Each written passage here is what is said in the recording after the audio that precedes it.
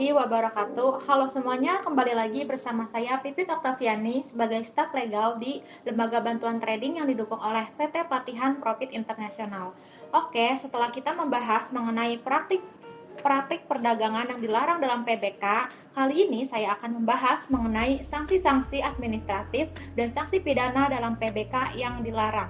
Sebelum masuk mengenai sanksi pidana dan sanksi administratif, kita akan membahas terlebih dahulu ancaman sanksi pidana perdagangan yang dilarang dalam perdagangan berjangka komoditi, yaitu sebagai berikut. Yang pertama, setiap pihak yang melakukan praktik perdagangan yang dilarang diancam dengan pidana penjara paling lama 8 tahun dan denda paling banyak 10 miliar rupiah.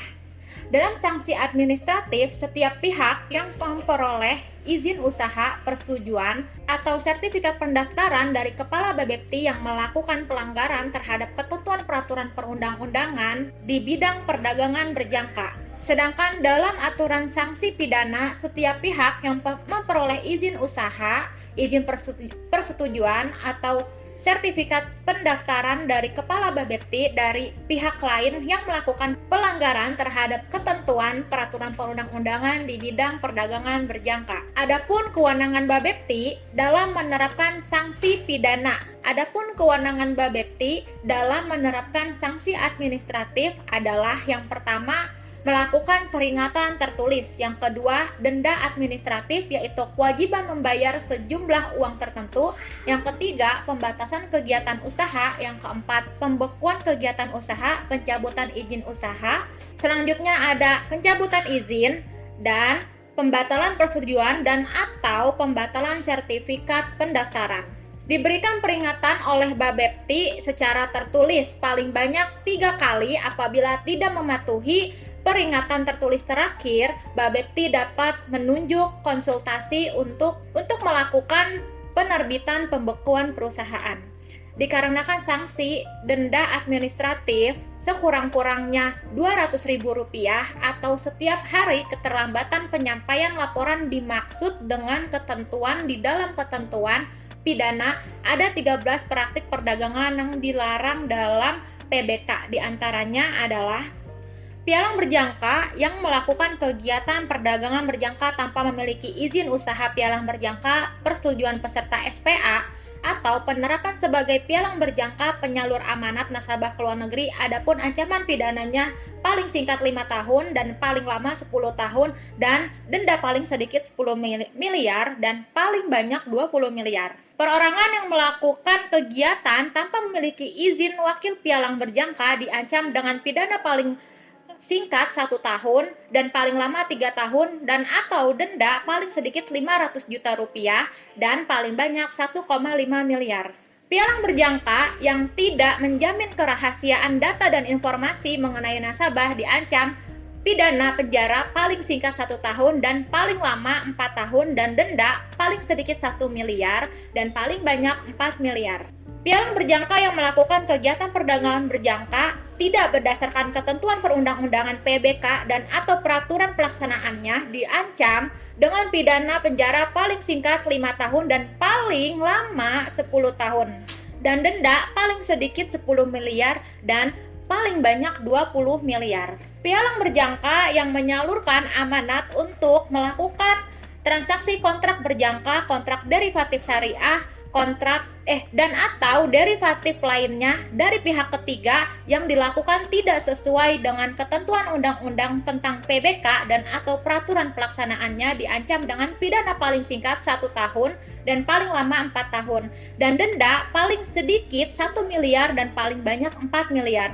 Pialang berjangka yang menerima amanat nasabah yang dikategorikan terlarang diancam pidana penjara paling singkat 1 tahun dan paling lama 3 tahun dan atau denda paling sedikit 500 juta dan paling banyak 1,5 miliar rupiah. Pialang berjangka yang melakukan transaksi, melakukan kontrak berjangka, kontrak derivatif syariah dan atau kontrak derivatif lainnya untuk rekening nasabah tanpa menerima perintah untuk setiap kali transaksi dari nasabah dan atau kuasa yang ditunjuk secara tertulis untuk mewakili kepentingan nasabah yang bersangkutan diancam dengan pidana penjara paling lama 1 tahun dan paling lama 3 tahun dan atau denda paling sedikit 500 juta dan paling banyak 1,5 miliar.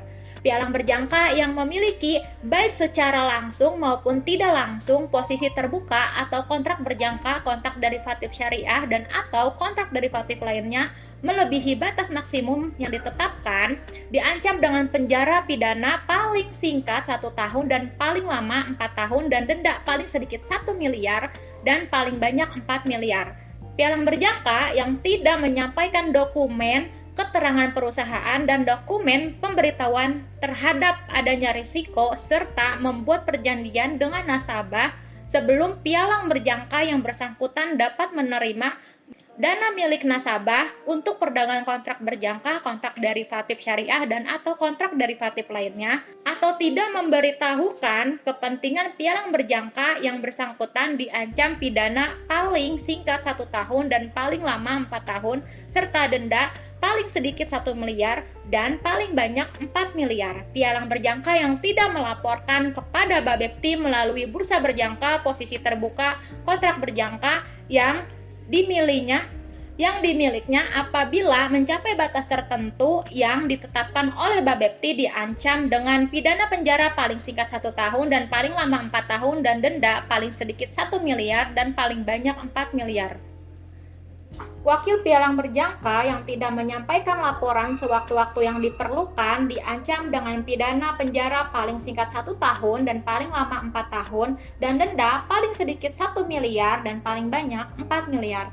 Pialang berjangka yang tidak memerlukan margin memiliki masuk tambahan dan hasil transaksi nasabah yang bersangkutan sebagai dana yang dimiliki nasabah atau tidak menyimpan dana milik nasabah dalam rekening yang terpisah dari rekening pialang berjangka pada bank yang disetujui oleh Bapepti atau menarik dana milik nasabah dari rekening terpisah untuk pembayaran komisi dan biaya lainnya dan atau untuk keperluan lain tanpa perintah tertulis dari nasabah yang bersangkutan sehubungan dengan transaksi kontrak berjangka, kontrak derivatif syariah dan atau kontrak derivatif lainnya diancam dengan pidana paling singkat 1 tahun dan paling lama 5 tahun dan denda paling sedikit 1 miliar dan paling banyak 5 miliar. Pialang berjangka yang peserta SPA yang tidak melaporkan setiap transaksi kontrak derivatif lainnya ke bursa berjangka dan atau tidak mendaftarkan setiap transaksi kontrak derivatif lainnya ke lembaga clearing berjangka diancam pidana penjara paling singkat 1 tahun dan paling lama 4 tahun dan denda paling sedikit 1 miliar dan paling banyak 4 miliar rupiah.